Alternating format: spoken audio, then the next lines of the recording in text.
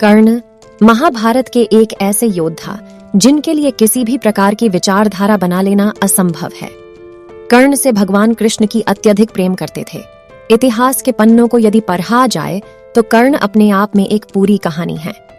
इतिहास को जानने पर ऐसा मालूम पड़ी देता है मानो द्वापर युग में कर्ण का जन्म कुछ महान कार्यों को करने के लिए एवं भविष्य को कुछ अद्भुत उदाहरण देने के लिए हुआ था, परंतु उस कार्य को करने के लिए उन्हें सही साथी का चुनाव करने की आज्ञा समय ने नहीं प्रदान की। आइए जानते हैं कर्ण के जीवन से जुड़े दिलचस्प पहलू। 1। ये तो हम सभी जानते हैं कि कर्ण माता कुंती के प्रथम पुत्र थे। सूर्य भगवान द्वारा दिए मंत्र से कर्ण का जन्म हुआ था, इसलिए उन्हें सूर्य पुत्र के नाम से भी जाना जाता है।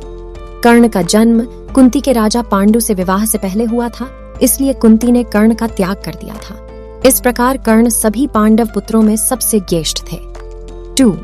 कर्ण को कुंती ने एक टोकरी में बंद कर नदी में बहाया था और कर्ण जिन्हें नदी में बहते हुए प्राप्त हुए वो थे अधिरथ।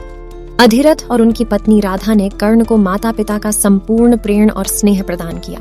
उन्होंने कर्ण को अपने ही पुत्र की भांति प्यार दिया और उसका पालन पोषण किया। 3.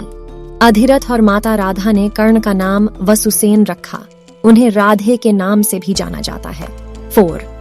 माना जाता है त्रेता युग में एक राक्षस हुआ करता था जिसने भगवान सूर्य की कड़िड़ी तपस्या कर उनसे अमरत्व का वरदान मांगा था, परंतु भगवान सूर्य ने वो वरदान देने से इनकार कर दिया था, जिसके पश्चात उस राक्षस ने सूर्य देव से एक सहस्त्रा कवच मांगा और साथ ही वरदान मांगा कि उसके एक कवच को सिर्फ वो ही व्यक्ति तोड़ पाए जो 1000 साल तक कठोर तपस्या करे और कवच को तोड़ते ही उस व्यक्ति की मृत्यु हो जाए। सूर्य देव जानते थे कि उनके इस वरदान का गलत प्रयोग किया जाएगा, परंतु वे वरदान देने के लिए विवश थे।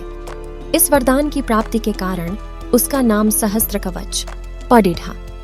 अपनी शक्ति के अनुसार वरदान पाते ही उसने सभी को परेशान करना शुरू कर दिया। सहस्त्र कवच के इस व्यवहार से हर जगह त्राही त्राही मच गई। इस परेशानी से निजात पाने के लिए सभी देवता श्री हरि विष्णु के पास गए। भगवान विष्णु ने सभी को आश्वासन दिया कि उनकी इस समस्या का कोई न कोई उपाय जरूर प्रदान किया जाएगा और सभी को उस समय लौट जाने को कहा। उसी समय राजा दक्ष ने अपनी पुत्री मूर्ति का विवाह ब्रह्मा जी के मानस पुत्र धर्म से कर दिया। मूर्ति के गर्भ से ही भगवान विष्णु ने 2 जुड़वा बच्चों के रूप में जन्म लिया, जिनका नाम नर एवं नारायण पड़ा। नर और नारायण 2 शरीर थे, परंतु उनकी आत्मा एक ही थी।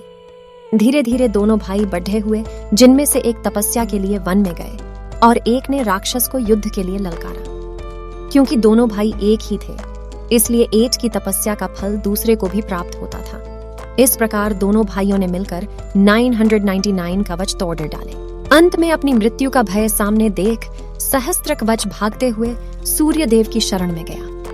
नर और नारायण उसे ढूंढते हुए वहां गए और सूर्य देव से आग्रह किया कि उस राक्षस को शरण ना दीजिए। सूर्य अपनी शरण में आए, उस राक्षस को शरण विहीन नहीं करना चाहते थे और उसे शरण देने की वजह से नारायण ने सूर्य देव को श्राप दे दिया। हे सूर्य देव, जिस दुष्ट राक्षस को आप अभी दंड से बचा रहे हैं, उसे बचाने के कारण आपको भी दंड भोगना होगा। आपको भी इसी राक्षस के साथ जन्म लेना होगा। त्रेता युग समाप्त होने पर द्वापर युग में जब कुंती के आह्वान पर सूर्य देव को अपना अंश भेजना पड़ी रहा, तो उस श्राप के कारण सहस्त्र कवच का अंश भी कर्ण में समा गया। यह ठीक उसी प्रकार था जैसे नर और नारायण। कर्ण के पास का कवच सहस्त्र कवच का 1000वां कवच था। इसी युग में नर और नारायण ने श्री कृष्णा एवं अर्जुन के रूप में जन्म लिया था। अगर अर्जुन ने कर्ण का कवच तोड़ा तो अर्जुन की मृत्यु हो जाएगी। ये बात देवराज इंद्रा जानते थे, इसलिए उन्होंने पहले ही कर्ण से उसका कवच मांग लिया था। इस प्रकार अपने पूर्व जन्म के श्राप के कारण कर्ण को इस जन्म ने आलोचनाओं को सहना पड़ रहा और इसी कारण सूर्य पुत्र होने के बाद भी उन्हें दुर्योधन जैसे दुराचारी का साथ मिला। 5. कर्ण बहुत ही पराक्रमी और महान योद्धा थे। उन्होंने अपनी शिक्षा दुर्वासा ऋषि से प्राप्त की थी। 6. यूं तो महाभारत में कर्ण की मृत्यु अर्जुन के हाथों हुई, परंतु यह भी कर्ण की दानवीरता के कारण ही संभव हुआ।